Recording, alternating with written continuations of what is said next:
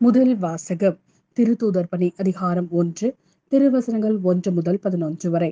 தெயோப்பில் அவர்களே, இயேசு தாம் தெரிந்து கொண்ட திருத்தூதர்களுக்கு அவர்கள் தூய ஆவியின் துணையோடு செய்ய வேண்டியவற்றை குறித்து அறிவுறுத்திய பின் விண்ணேற்றமடைந்தார்.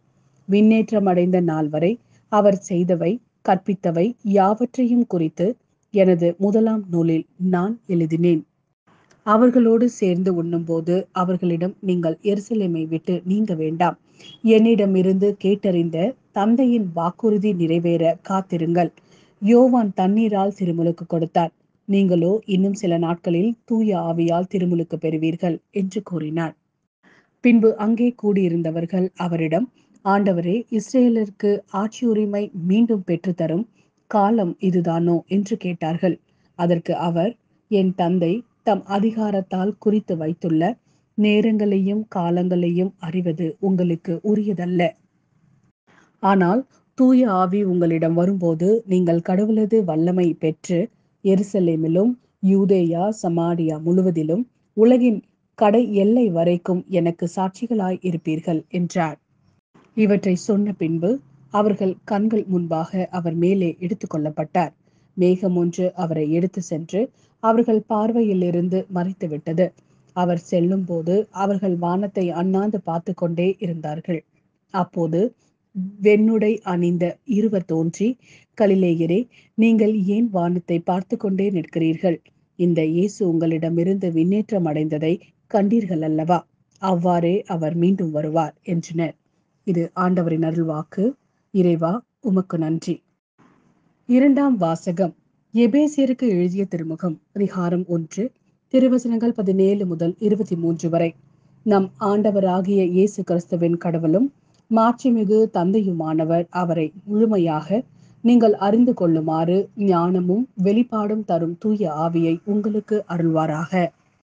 கடவுளுடைய அழைப்பு உங்களுக்கு எத்தகைய எதிர்நோக்கை தந்துள்ளது என்றும், இறை மக்களுக்கு அவர் அளிக்கும் உரிமை பேறு எத்துணை மாட்சி மிக்கது என்றும், அவர் மீது நம்பிக்கை கொள்பவர்களாகிய நம்மிடம் செயலாற்றுகிற அவரது வல்லமை எத்துணை ஒப்புயர்வு அற்றது மேலானது என்றும் நீங்கள் அறியுமாறு உங்கள் அகக்கண்கள் ஒளியூட்ட பெறுவனவாக.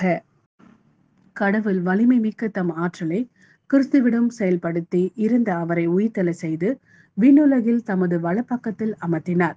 அதன் மூலம் ஆட்சியாளர், அதிகாரம் கொண்டோர், வல்லமை உடையோர், தலைமை தாங்குவோர் ஆகிய அனைவருக்கும் மேலாகவும் அவரை உயர்த்தினார்.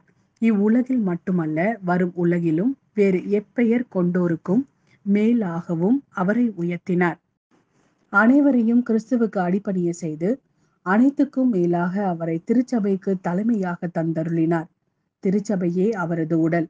எங்கும் எல்லாவற்றையும் நிரப்புகின்ற அவரால் அது நிறைவு பெறுகின்றது. இது ஆண்டவரின் அருள்வாக்கு. இறைவா, உமக்கு நன்றி. லூக்கா எழுதிய நற்செய்தி அதிகாரம் 24, திருவசனங்கள் 40 முதல் 53 வரை.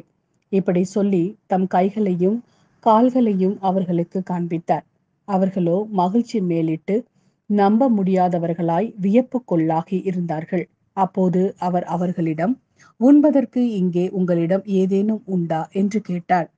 அவர்கள் வேக வைத்த மீன் துண்டு ஒன்றை அவரிடம் கொடுத்தார்கள். அதை அவர் எடுத்து அவர்கள் முன் அமர்ந்து உண்டார். பின்பு அவர் அவர்களை பார்த்து, மோசேயின் சட்டத்திலும் இறைவாக்கினர் நூல்களிலும் திருப்பாடல்களிலும் என்னை பற்றி எழுதப்பட்டுள்ள அனைத்தும் நிறைவேற வேண்டும் என்று நான் உங்களோடு இருந்தபோதே உங்களுக்கு சொல்லியிருந்தேனே என்றார். அப்போது மறைநூலை புரிந்து கொள்ளுமாறு அவர்களுடைய மனக்கண்களை திறந்தார்.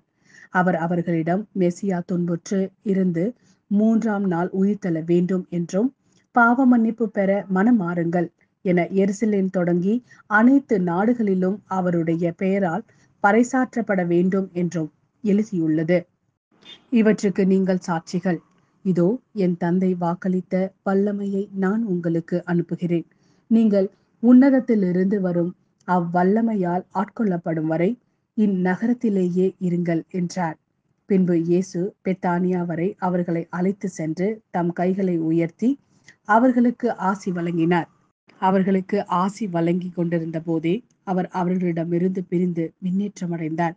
அவர்கள் அவரை வணங்கிவிட்டு பெரும் மகிழ்ச்சியோடு எருசலேம் திரும்பி சென்றார்கள். அவர்கள் கோவிலில் எப்போதும் கடவுளை போற்றியவாறு இருந்தார்கள்.